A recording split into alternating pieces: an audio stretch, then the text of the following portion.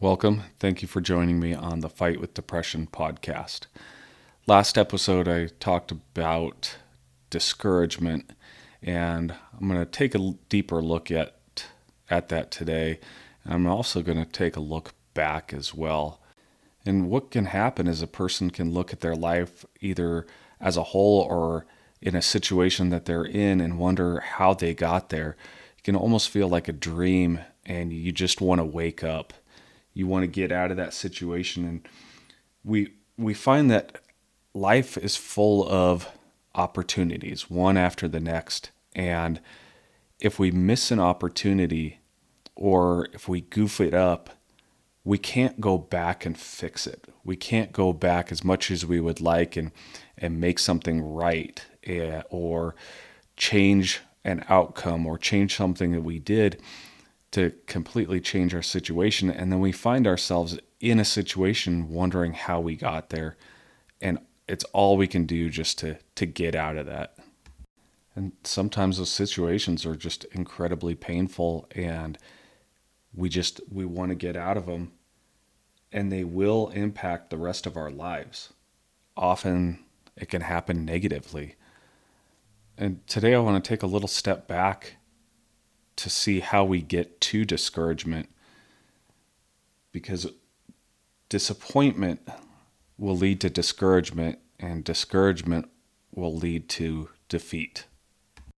Something in our life didn't turn out the way that we had hoped or that we had planned, whether it's job or finances, relationships, or just life. Something just didn't turn out the way that we had envisioned.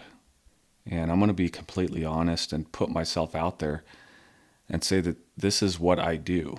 I've got to the point now where I don't look forward to things, and it drives my wife nuts. And because she doesn't ask, "Are you looking forward to this?" or "Are you looking forward to that?" Because I can't say yes. It's always no, because when I look forward to something always goes wrong. And what happens is that I'm disappointed in the outcome of whatever it is. If we're going on vacation and something didn't turn out the way that I had hoped or the way I had planned, I get disappointed. And I've got to the point where I've been disappointed over and over, and now I get discouraged to the point now where I don't look forward to events. I don't look forward to going somewhere. I don't look forward to doing these things. I just kind of take them as they happen, and that's not a good thing. And this is what happens: is people allow their disappointments to discourage them, and they get so discouraged that it ends up leading to their defeat. So as we take a look at the why, the what, and the how, the what is really dependent on you. What is it that discourages you? What causes you disappointment? What areas of your life do you find that aren't meeting your expectations?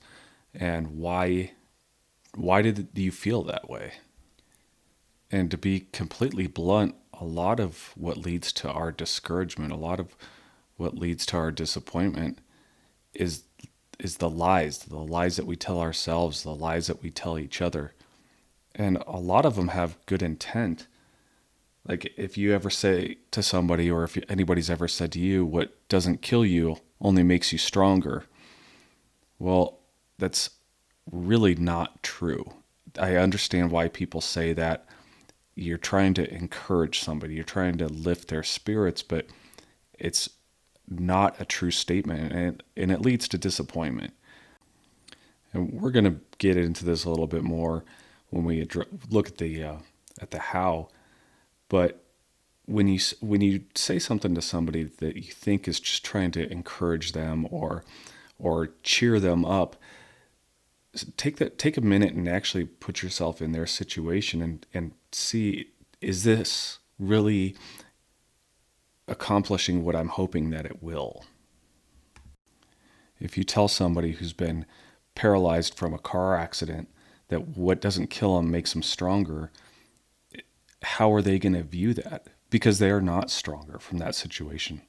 Think Lieutenant Dan in Forrest Gump, telling him that he's going to be stronger with the intent and telling him that, his character is going to be stronger. He's not hearing what your intentions are. He's hearing what you are saying. So by telling him that what doesn't kill him makes him stronger, you're actually setting him up for failure. You're setting him up for discouragement.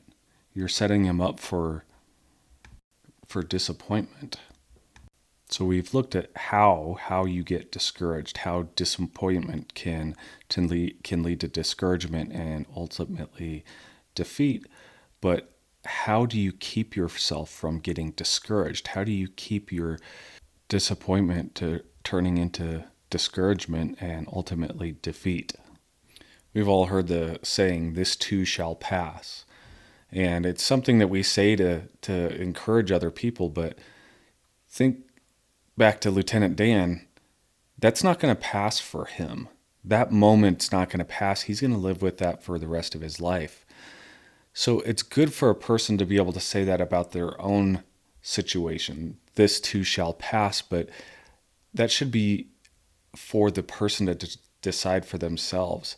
To look at somebody else and say, this too shall pass, you might be causing more harm than encouragement. Brene Brown gives a great talk about the difference between sympathy and empathy. And she describes sympathy as when somebody's fallen into a hole, looking down on them and saying, looks dark down there, or that sucks. And empathy is more crawling into the hole with that person. So I tend to say this when somebody's going through something. I'll say that really sucks. But there's a difference between saying that sucks and that really sucks. Like, if you can feel what that other person is going through, that's empathy. But looking down on them and saying, well, that sucks, that's more sympathy. And people can tell the difference.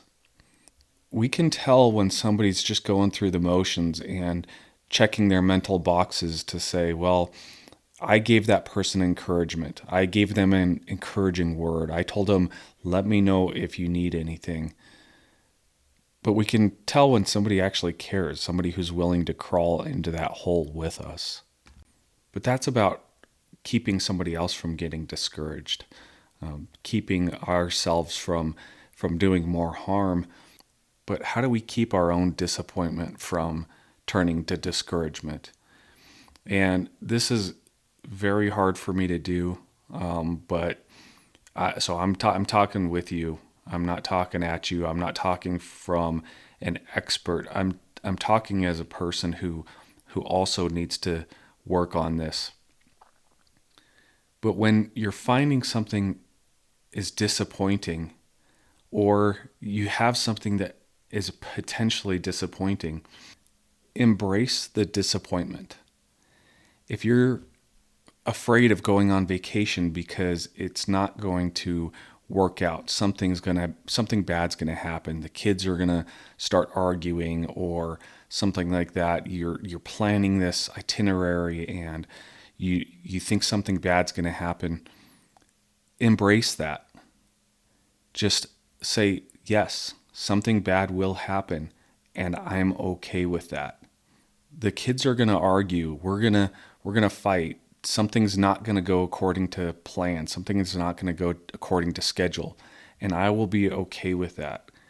If you have a promotion coming up, don't look back and say, well, I'm not going to get the job, and I'll be okay with that. Instead, try your best to do your best. And if it doesn't work out, you have to say, I'm okay with that. And my big thing is seeing my children get sick, seeing my wife get sick. And part of that is looking and going, there's nothing I can do about it. That person is sick, my child is sick, and I'm okay with that. And please listen to me very carefully on this. I'm not telling you to proactively accept defeat. That's not at all what I'm saying. I'm not saying to go in and say something bad's going to happen. Woe is me. But instead, this is an acceptance of that which we cannot change. It's an acceptance that life is not perfect. No matter how hard we try or how much we plan, that nothing's going to go perfectly. Nothing is going to be perfect, and we have to be okay with that. And for me personally, I very much want everything to go perfectly, to go smoothly, to go just as planned, but that's not life. That's not the way life is. And if I'm disappointed because something isn't perfect, then what does that say about me? Because I'm not perfect, so why would I not accept how I am? My family's not perfect.